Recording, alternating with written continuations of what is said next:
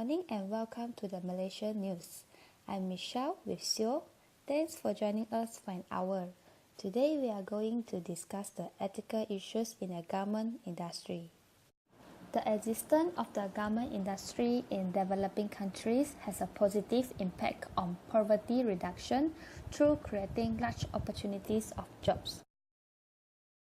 Garment production is easily dispersed. This means that companies in developed countries can be outsourced to developing countries, while companies in developing countries can shift production within and between countries in search of cheaper labor. The main issues in the garment industry are sweatshop and child labor. There will be some sub-issues in sweatshop, which are long working hours with lower wages and unsafe working conditions. These issues will be evaluated with the theories of egoism, utilitarianism, virtue theory, right theory, and Kant's ethics theory. Corporate social responsibility seen as a valuable tool for creating gender equality in places where employees work. The issues in garment industry regarding CSR will be gender discrimination, which evaluated by virtue theories. Sweatshop, child labor, and gender discrimination issues are disagreed and unaccepted. Now, let's look into one of the issues in the garment industry, which are gender discriminations. Corporate social responsibility plays a vital role in achieving gender equality in the workplace. It can be achieved by taking initiatives, strategies, and implementing policies that provide same access to employment opportunities to women and treat women fairly in the workplace.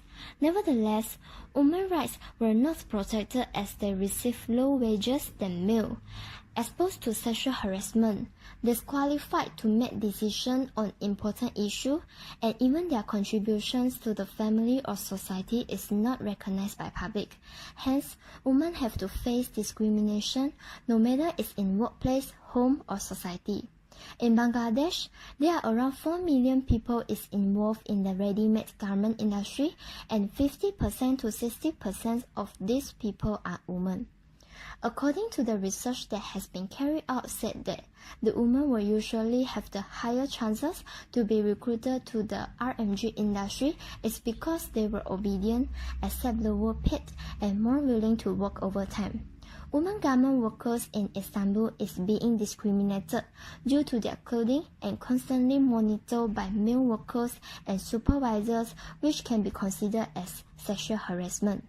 Now we have connected with Jai and garment workers in one of the garment factory which located in Istanbul. Miss Abis will tell you about problem happened on her. Good morning, Jai and Miss Abis. Thank you, Miss Siu. Good morning. I'm Jai from Malaysia News. Now I at one of the garment factories in Istanbul. Now I will speak with one employee of this factory. Okay, Miss Sabis, can you tell us what problems you have encountered during work? I have been working in textile for 15 years. In our workplace, I constantly back down and stay out. There is a big psychological pressure on me that I cannot work without wearing a glove and covering my back. They look in such a way that I feel so annoyed. They judge you according to your clothes. It is sad to know that you are suffering male gaze and visual surveillance at garment factory. So there are other women who have faced discrimination regarding to their work in your workplace? Yes, they are all women in my section. They suffer from chronic pain, but they could not voice this. Actually, women are not weak at all in terms of the work they undertake. According to me, women work harder than men too, but they are not respected as much as a man do. When a man expresses his problem, he is listened to, but whenever a woman tells her problems regarding the work, she is regarded as a person who has the problems. Besides, women are difficult to get permission for the supervisor and going back home to look after of their sick children or parents. Their monthly salary will be reduced by 3 days' salary as they absent in the working days without any approval from the supervisor. Women are not allowed to take leave when they fall sick or suffer menstruation pain. Wow, thank you for taking your time for telling me all of these issues occur in your workplace. Viewers, in garment workplace in Istanbul, female-related problems do not provide women with a strategy to protect themselves from the harshness of work. I'm Jai, so much from me, and thanks. Thank you, Jai and Ms. Savis for the information. According to virtual theory, the male workers and supervisors should display civility and show respect to female in the workplace. It is not ethical that male workers or superiors to look at the woman's bodies. These actions are considered as sexual harassment as they look at the woman and visualize woman as an object of desire. Based on the virtue of justice theory, the supervisors must treat women fairly in the same way they treat men. It is not ethical to treat women badly, and they have the right to get fairly treatment from the supervisors. This will cause the woman to encounter mental health problems such as depression as they live with the endless feeling of guilty, panic, and loss of appetite. Regarding to the study, women have the intention to commit suicide as they are feeling guilty towards their children as they were unable to keep their promises to look for their children. Hence, women were struggling hard to find reason to survive through as they are not able to approach to their children. Besides, there are many sweatshops are setting up among the countries. In Istanbul, workers are getting low paid, which the monthly wages are lower than the minimum wage. This leads to the deterioration of living standards of the workers. They cannot afford utility bill, rental, or education costs of their children. They also have to work for long hours. They work 6 days per week and require to work overtime. Garment workshops relies on familial sentiment established in work environment to treat the workers badly. The employer reframes the relationship with the employees in familial terms as brothers or sisters. They took the advantage of familial relation to make the exploitation of workers become legal or natural. According to utilitarianism theory, priority should be given to the greatest amount of happiness of employees. Employees are not happy with their job, which causes them working long hours and receive low wages. They have sacrificed their time, freedom, and right, but end up with a little salary. It is unethical to treat employees in this way as no people happy with it. Compared to Bangladesh, workers are working around 12 hours a day and 6 days per week. They are suffering from depression in workplace. Other than that, garment industry's employees in Cambodia also need to work up to 12 hours a day to achieve the target to fulfill the demand of multinational companies. According to virtual theory, multinational companies in global garment industry does not have justice and fairness characteristic. In Istanbul, the long working hour is applied as a rule in workshop, but it can be flexible followed by family members who work in the workshop. The workers are the person who contribute to the wealth of company, but they are getting unfair treatment. According to right theory, employees can enjoy all the right they have. Under Turkish labor law, the maximum working hours are 45 hours a week and cannot exceed 11 hours in a day. The minimum gross wage is 2,029.5 Turkish lira per month. It is legal right that belong to every employee. There are no people have the power to take away the right. Next, the second ethical issue in sweatshop that we have to pay attention, which is unsafe working environment, often happens in garment workshop.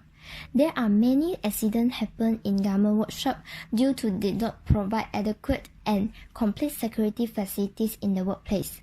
In Rana Plaza's case, the employee safety was not protected as the building go against building codes and improper use of inferior building materials and increased floor without permission. There were more than 1,000 garment staff dead and 2,500 injured on 24 of April in 2013. According to Egoism, It is not ethical as they focus on their own interests, so did not provide safety building and ignore the consequences of people's life and safety issue. In Pakistan, the fire-related event had been taking 289 individual lives in garment industry. Most of the reason that happened there is no provision of adequate safety equipment such as fire extinguishers, fire alarms, smoke detectors, and the staff did not receive special training before the disaster. Besides, workers of garment workshops in China fail to be protected from hazardous chemicals. The staff work in dangerous workplace before install ventilation system as they had to settle glues and solvents and inhale the toxic fume. The garment workshop does not provide sufficient tools to their workers such as gloves and masks to prevent skin irritation and respiratory problems in relation to hazardous chemicals. Based on the Kant's ethic theory, the factory owners has the duty to conform to the building's codes and security caution, but they fail to comply it. Child labor is also a common ethical issue for the garment industry in the developing countries, such as Bangladesh, India, and China. According to the research of Karnam and Rahman, the main reason of child labor in the developing countries is poverty. In most cases, parents are forced to send their children to work. This is because most of the employers prefer to hire children as the wages for the children is cheaper and children do not aware of the rights and regulations. The UNCRC described that every child around the world must have the same childhood, which includes attending the school for basic education, playing games for the physical and mental development. Based on the standard in ILO, the basic minimum age to work is 15 years old. However, the children between 12 and 14 years old in the developing countries may engage in light work without impact on their health and education. Hence, according to human rights theory, it is unethical for employers to hire children because the children have the rights to enjoy their childhood and to be educated.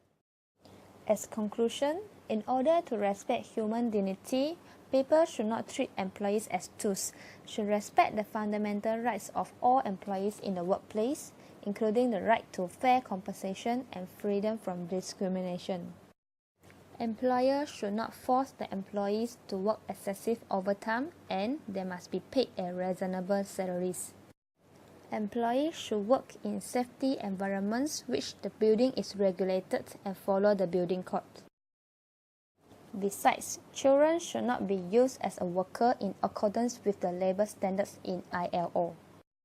Lastly, females should not be treated as inequalities. They have the rights to be treated equally with the males.